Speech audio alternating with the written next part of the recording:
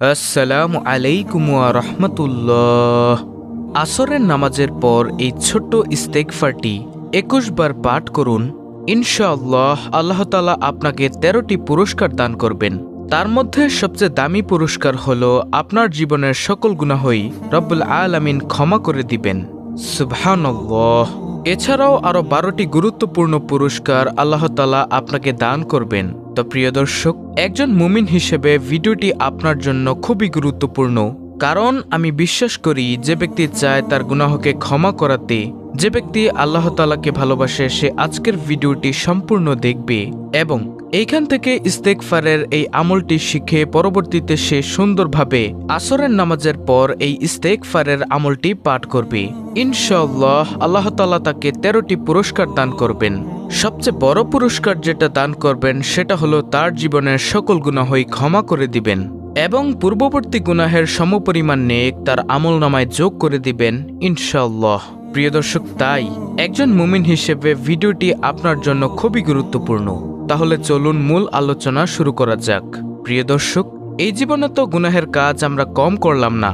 এই গুনাহ করা সত্ত্বেও একটি দিনও আমরা ২ ফোঁটা চোখের পানি ফেলে দিয়ে আল্লাহর দরবারে কোনোদিন বলিনি, হে মাবুদ, তুমি আমাদের জীবনের সকল গুনাহ ক্ষমা করে দাও।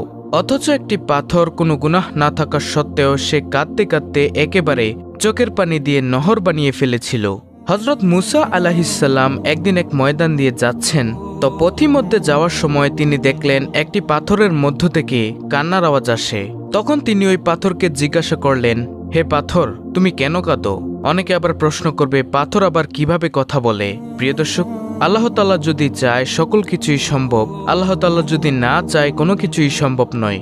তখন পাথর বলল, হে নবী মুসা, আমি শুনলাম আল্লাহ তাআলা মানুষ আর পাথর দিয়ে জাহান্নামের আগুনকে প্রজ্বলিত করবেন।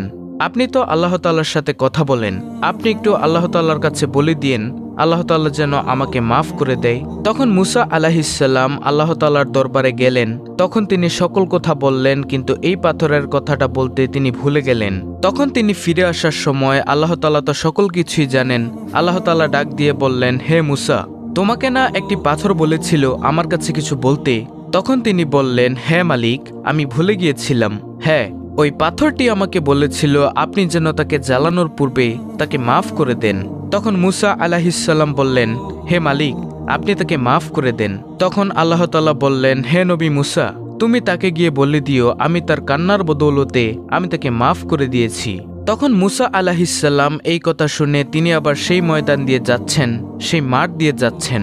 তখন সে পাথর নবী মুসা আলাইহিসসালামকে জিজ্ঞাসা করল, আপনি কি আল্লাহ তাআলার কাছে কিছু বলেছিলেন? আল্লাহ কি আমাকে মাফ করেছে? তখন মুসা আলাইহিসসালাম বললেন, হ্যাঁ পাথর, তোমাকে আল্লাহ তাআলা মাফ করে দিয়েছে। তোমার কান্না আল্লাহ তাআলা অনেক পছন্দ করেছে। তখন মুসা আলাইহিসসালাম এই কথাটুকু বলে তিনি আবার চলে গেলেন। কিছুদিন পর আবার মুসা নবী তুর পাহাড়ে আল্লাহ তাআলার সাথে কথা বলতে যাচ্ছিলেন। এমত অবস্থায় দেখেন পাথর এবার কাঁদতে কাঁদতে পুরো নহর তৈরি করে ফেলেছে। তখন মুসা আলাইহিসসালাম বললেন, হে পাথর, তোমাকে তো আল্লাহ তাআলা মাফই করে দিয়েছেন, তারপরও তুমি কেন কাঁদো? তখন সেই পাথর উত্তর দিল, এটা সারা দুনিয়ার মানুষের জন্য, মুসলমানদের জন্য একটি অ্যালার্ম স্বরূপ। তখন এই পাথর বলল, যে কান্নাকে আল্লাহ তাআলা এত পছন্দ করেন, যে কান্নার কারণে আল্লাহ তাআলা আমাকে মাফ করে দিয়েছেন, আমি বুঝতে পেরেছি আল্লাহ তাআলা কান্নাকে খুবই পছন্দ করেন, তাই আমি আরো বেশি কান্নার পরিমাণ বাড়িয়ে দিয়েছি। সুবহানাল্লাহ। প্রিয় নবী সাল্লাল্লাহু আলাইহি ওয়াসাল্লাম বলেন, আমার কোনো উম্মতের গাল বেয়ে যদি ১ ফোঁটা চোখের পানি ফেলতে পারে, সেই পানি জমিনে পড়ার আগেই তার সকল মনের আশা পূরণ করা হয় এবং সকল গুনাহই ক্ষমা করে দেওয়া হয়। সুবহানাল্লাহ। কান্নাকে আল্লাহ তাআলা এতটাই ভালোবাসেন। হাসরের ময়দানে যখন জাহান্নাম দৌড়িয়ে আসবে সমস্ত গুনাহগারকে ধ্বংস করার জন্য, তখন আল্লাহ তাআলা ফেরেশতাদেরকে বলবেন, হে ফেরেশতারা, আমি আগে বিচার কার্য শেষ করে নেই, তোমরা একটু পানি ছিটিয়ে দাও জাহান্নামের গায়ে। তখন পানি ছিটিয়ে দেওয়া হবে এবং জাহান্নাম দ্রুত পিছনে চলে যাবে। আর সেই পানিটি হলো বান্দাবান্দি যে এই দুনিয়াতে থেকে আল্লাহর দরবারে কেঁদেছে সেই ১ ফোঁটা চোখের পানি। সুবহানাল্লাহ। প্রিয় দর্শক, চোখের পানির এতটাই দাম। আমাদের প্রিয় নবীর কোনো গুনাহ নেই, তারপরও নবী সাল্লাল্লাহু আলাইহি ওয়াসাল্লাম দৈনিক ৭০ বারেরও অধিক তওবা ইস্তেগফার করতেন। অথচ আমাদের গুনাহের কোনো শেষই নেই। আমরা একটুও ভয় করি না আল্লাহ তাআলাকে, আমরা একটুও ভয় করি না আল্লাহ তাআলার ওই কঠিন আযাবকে। প্রতিনিয়ত আমরা গুনাহ করেই যাচ্ছি। প্রিয় দর্শক, তাই আজকের ভিডিওতে যে আমলটির কথা বলবো, উক্ত আমলটি আমরা সুন্দরভাবে শিখে আল্লাহর দরবারে উক্ত আমলটি আমরা করব। ইনশাআল্লাহ আল্লাহ তাআলা আমাদের সকল গুনাহই ক্ষমা করে দিবেন। সুবহানাল্লাহ।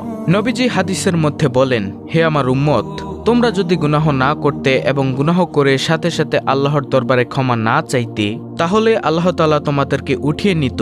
আর আল্লাহ তাআলা দুনিয়াতে এমন একদল জাতি প্রেরণ করত যারা গুনাহ করত এবং আল্লাহ তাআলার কাছে সাথে সাথে ক্ষমা চাইত। প্রিয় দর্শক, ক্ষমাকে আল্লাহ তাআলা এতটাই ভালোবাসেন। তাই আসুন আজকের এই ভিডিওর আমলটি আমরা মনোযোগ সহকারে করি। প্রিয় দর্শক, এই দিনের সময়ের মধ্যে একটি গুরুত্বপূর্ণ সময় হচ্ছে আসরের নামাজের পরের সময়টুকু। এই সময়ে আল্লাহ তাআলার দরবারে কোনো বান্দাবান্দি যদি কিছু চায়, তাহলে আল্লাহ তাআলা সাথে সাথে তার মনের আশা পূরণ করেন। তো আমলটি করার জন্য আপনাকে সর্বপ্রথম পবিত্রতা অর্জন করতে হবে, আর পবিত্রতা হলো ঈমানের অঙ্গ। নবী সাল্লাল্লাহু আলাইহি ওয়াসাল্লামের হাদিস, যে ব্যক্তি অপবিত্র থাকে তার কোনো ঈমানই নেই, কারণ পবিত্রতা হচ্ছে ঈমানের অঙ্গ। তারপর আপনি আসরের নামাজটুকু সুন্দরভাবে আদায় করবেন। তারপর আসরের নামাজ আদায় করার পর সুন্দরভাবে ধ্যানে বসবেন। তারপরে নবী সাল্লাল্লাহু আলাইহি ওয়াসাল্লামের উপর যে দুরূদই পারেন প্রিয় দর্শক, কমপক্ষে 7 বার দুরূদটি পাঠ করবেন। সবচেয়ে ছোট দুরূদ হলো সাল্লাল্লাহু আলাইহি ওয়াসাল্লাম। যেই দুরূদই আপনি পারেন প্রিয় দর্শক, সেই দুরূদ আপনি 7 বার পাঠ করবেন। তারপর আপনি একটি ইস্তেগফার পাঠ করবেন, আর সেই ইস্তেগফারটি হলো আস্তাগফিরুল্লাহ, আস্তাগফিরুল্লাহ, আস্তাগফিরুল্লাহ। সবচেয়ে ছোট ইস্তেগফারটি আপনি 21 বার পাঠ করবেন তওবা করার জন্য। তারপর আবার নবী সাল্লাল্লাহু আলাইহি ওয়াসাল্লামের উপর 7 বার সাল্লাল্লাহু আলাইহি ওয়াসাল্লাম এই দুরূদটি পাঠ করবেন। এইবার আল্লাহর দরবারে মোনাজাত করিয়া সকল গুনাহের জন্য ক্ষমা চাইবেন। আল্লাহ তাআলা এই ইস্তেগফারের বরকতে সকল গুনাহই ক্ষমা করে দিবেন ইনশাআল্লাহ। এছাড়াও আপনাকে 13টি উত্তম পুরস্কার দান করবেন। তার মধ্যে সবচেয়ে বড় পুরস্কার হলো সকল গুনাহই ক্ষমা করে দিবেন। এছাড়াও অন্য পুরস্কারগুলো হলো আপনার দিলের মধ্যে আল্লাহ তাআলা রহমত দান করবেন, গায়েবী খাজানা থেকে রিজিকের ব্যবস্থা করবেন, আপনার রিজিকের দায়িত্ব আল্লাহ তাআলাই নিয়ে নেবেন, আমলের মধ্যে আপনাকে মন বসিয়ে দিবেন, শয়তানের কুমন্ত্রণা থেকে আল্লাহ তাআলা আপনাকে বাঁচিয়ে দিবেন এবং উত্তম নেক সন্তান দান করবেন, ফসলাদি সকল কিছুর মধ্যে বরকত দান করবেন, রিজিকের মধ্যে বরকত দান করবেন, অন্তরের মধ্যে নূর দান করবেন এবং কলবের মধ্যে নূর দান করবেন। তখন আপনি দেখবেন যত আমল করবেন তত আমলই ভালো লাগে। ওই যে সকল গুনাহ ক্ষমা হয়ে গেছে এবং শয়তান আপনার অন্তর থেকে চলে গেছে, আর তাই আল্লাহ তাআলা আপনাকে এই ফজিলত দান করেছেন। আর সবচেয়ে উত্তম পুরস্কার যেটা হলো আপনার জীবনের সকল গুনাহ আল্লাহ তাআলা ক্ষমা করে দিবেন এবং পূর্ববর্তী গুনাহের সমপরিমাণ নেক আপনার আমলনামায় যোগ করে দিবেন। তাই আসুন আমরা উক্ত আমলটি করে আল্লাহর দরবার থেকে সকল গুনাহ ক্ষমা করিয়ে নিই। তো প্রিয় দর্শক, এই হলো আজকের আমল। প্রিয় দর্শক, অত্যন্ত কার্যকরী একটি ভিডিও যদি ভালো লাগে অবশ্যই চ্যানেলটিকে সাবস্ক্রাইব করে বেল বাটন অল বাজিয়ে দিবেন এবং ভিডিওটি বেশি বেশি শেয়ার করে দিবেন যেন অপর মুসলিম ভাই বোনেরাও দেখতে পারে এই ভিডিওটি, এবং ভিডিওতে একটি লাইক দিবেন এবং কমেন্টে আমিন লিখবেন।